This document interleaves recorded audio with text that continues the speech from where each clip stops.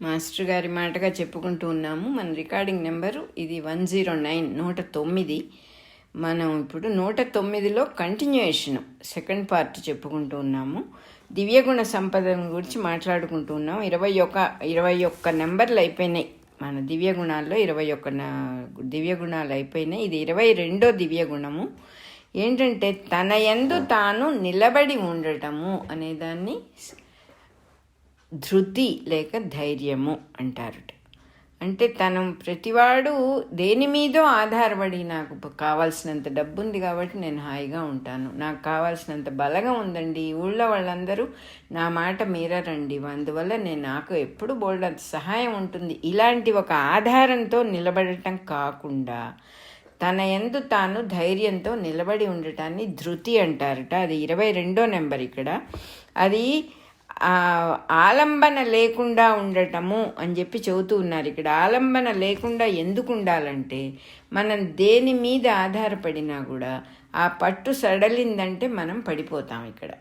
అందుకని ఒక గుంజకు ఆనుకొని నిల్చోవటం అనే లాంటి ఒక ఆధారం ఉంటే ఆ గుంజ పడిపోతే మనం పడిపోతాం. కాబట్టి మనం దేని మీద ఆధారపడకుండా మెంటల్గా ధైర్యంగా ఏదున్నా పర్వాలేదు, ఏది లేకపోయినా పర్వాలేదు, నేను నిలబడగలను అనే ధైర్యంతో ఉండటాన్ని ధృతి అంటారు. అంటే అది ఒక దివ్య లక్షణం అన్నమాట. అలా తన యందు తాను ఆధారపడి ఉన్నాడు, నా మీదే నేను ఆధారపడి ఉన్నాను అనేవాడి ధైర్యం స్థిరంగా ఉంటుంది. అది అహంకారం కాకూడదు. మళ్ళీ నేను ఎవరిని ఏం అడగనండి, అన్నీ నేనే చేసుకుంటా, అది కాదు. లోపల ధైర్యం డెవలప్ అవ్వటం గురించి చెప్తూ ఉన్నారు ఇక్కడ. ఏమీ పర్వాలేదు అని మనకు మనం సర్ది చెప్పుకోవాలి. ఎవరున్నా ఎవరు లేకపోయినా నేను బాగుంటాను, భగవంతుడు ఉన్నాడు, భగవంతుడే ఈ శరీరాన్ని నిలబెడుతున్నాడు, అంతా బాగానే ఉంటుందనే ఒక ధైర్యం రావటం గురించి ధృతి అంటారు అని చెప్పి చెప్పారు ఇక్కడ 22వ నెంబర్. ఇది దివ్య లక్షణము. ధైర్యం స్థిరంగా ఉంటుంది వాడికి, అటువంటిది దివ్య లక్షణం అన్నారు. 23వ నెంబరు నెక్స్ట్.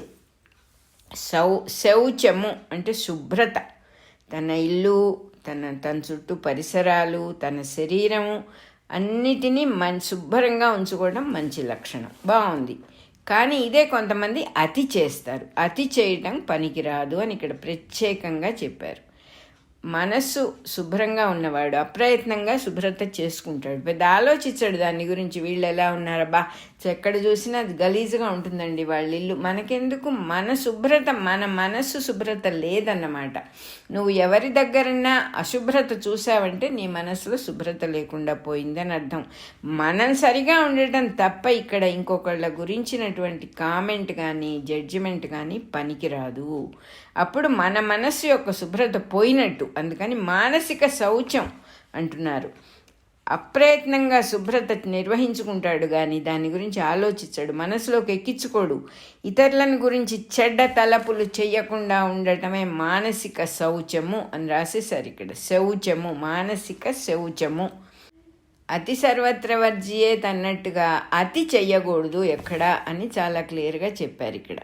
శుభ్రత గురించి వాళ్ళకి కొన్ని అభిప్రాయాలు ఉంటాయి. 10 సార్లు కాళ్ళు కడుక్కోవటం, 10 సార్లు చేయి కడుక్కోవటం శుభ్రత అనే అభిప్రాయం ఉంటుంది.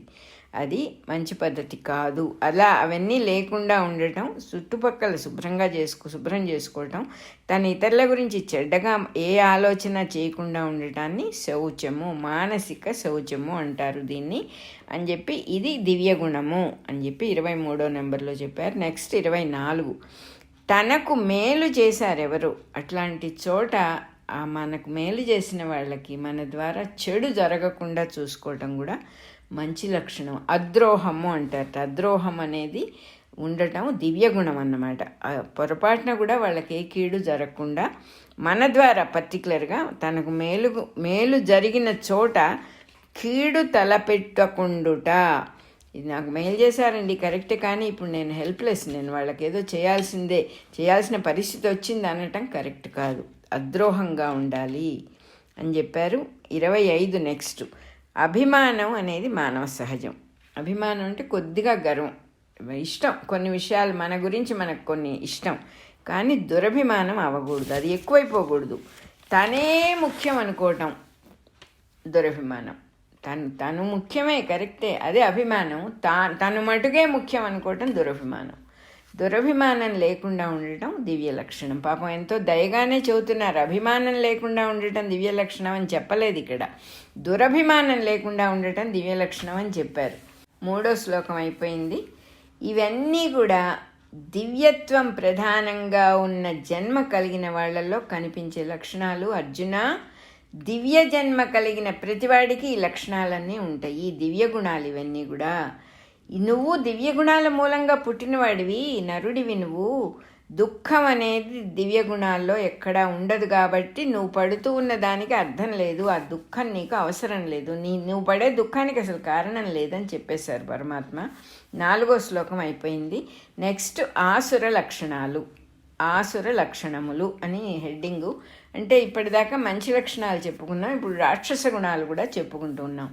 ఇంతవరకు దివ్య లక్షణాల గురించి చెప్పాను, ఇప్పుడు ఆసుర లక్షణాల గురించి కూడా వివరంగా చెబుతున్నాను అని చెప్పారు. 5వ శ్లోకం అయిపోయింది. తనకు లేని దానిని ఉన్నట్టుగా చూపించుకోవడం అసుర లక్షణం అంట, దంభము అంటారు దాన్ని. నెంబర్ 1, తనకు లేని దాన్ని ఉన్నట్టుగా ప్రదర్శించటం. మా కారు అద్దాలన్నీ పైకెత్తి, మాది ఏసీ కారు, అందుకే మేము ఎప్పుడు అద్దాలు పైకెత్తుకుంటాం అని చూపించటం అనేది దంభము, అది ఆసుర లక్షణం, అది రాక్షస లక్షణం అని చెబుతూ ఉన్నారు.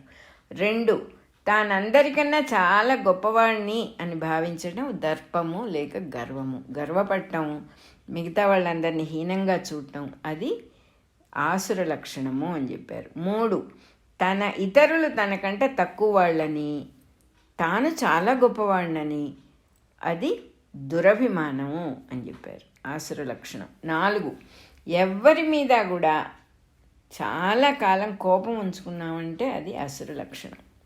కోపం లోపల పెట్టుకోవటం అనేది రాక్షస గుణం అని చెప్పేశారు. 5, వాక్కులో కానీ, మా పనులలో కానీ, మన బిహేవియర్లో కానీ కర్కశంగా అవతల వాళ్ళని ఇబ్బంది పెట్టేది రాక్షస లక్షణం. 6, తనను గురించి, ఇతరులను గురించి, దేశ కాల వ్యవస్థల్ని గురించి కామన్ సెన్స్ అనేది కూడా లేకుండా తెలివి తక్కువగా మూర్ఖత్వంగా ఉండటం రాక్షస లక్షణం. 6వ శ్లోకం అయిపోయింది. ఆసుర తత్వంలో పుట్టిన వాళ్ళకి ఎలా ప్రవర్తించాలో ఎలా ప్రవర్తించకూడదో తెలియదు, ఏది చేయొచ్చో ఏది చేయకూడదో వాళ్ళు ఎరగరు. భావన, వాక్కు, ఆలోచన, మన మాట ఎట్లా ఉండాలో తెలియని వాళ్ళు శుభ్రతని గురించి వాళ్ళకి అసలు ఏమీ తెలియదు, వాళ్ళ ప్రవర్తన అసహ్యంగా ఉంటుంది. పెద్దలు నడిచిన మార్గాల్లో నడవటం వాళ్ళకి నచ్చని పనులుట, పైగా దాన్ని ఎగ్నెస్ట్గా తప్పుగా మాట్లాడతారు వాళ్ళు. సత్యం అంటే ట్రూత్ఫుల్నెస్గా అనే దాని మీద వాళ్ళకి గౌరవం ఉండదు. సత్య పరివర్తన, సత్యంతో మన నిర్మలంగా ఉంటే మన సుఖం వస్తుంది అని కూడా తెలియని ప్రవర్తన ఉంటుంది వాళ్ళకి అని చెప్పి ఇక్కడ చెప్పారు. అంటే ఈ అసుర లక్షణాలన్నీ కూడా ఎందుకు మనం తెలుసుకున్నాం, ఇప్పుడు పరమాత్మ ఎందుకు చెప్పారు, మనలో ఏదన్నా ఉంటే ఓహో ఇది చేయకూడదు ఇట్లా అని వదిలేయటానికి చెప్పారు, కానీ ఎవరినో ఏదో అంటానికి చెప్పలేదు. ఎందుకంటే మనం అక్కడ పుట్టి ఉంటే, ఆ పరిసరాల్లో పెరిగి ఉంటే మనం అలాగే ఉండేవాళ్ళం. మనం రాక్షసుల్లాగా పుట్టకపోవడం మన అదృష్టం, దైవానుగ్రహం అని అనుకోవాలి. కానీ అయ్యో వాళ్ళందరూ ఇంత చెడ్డగా ఉన్నారని వాళ్ళందరినీ మనస్సులో ద్వేషించడం మళ్ళీ అసుర లక్షణమే అవుతుంది.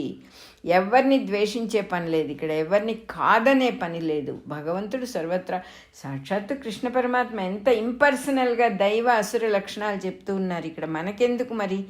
7వ శ్లోకం అయిపోయింది ఇక్కడ.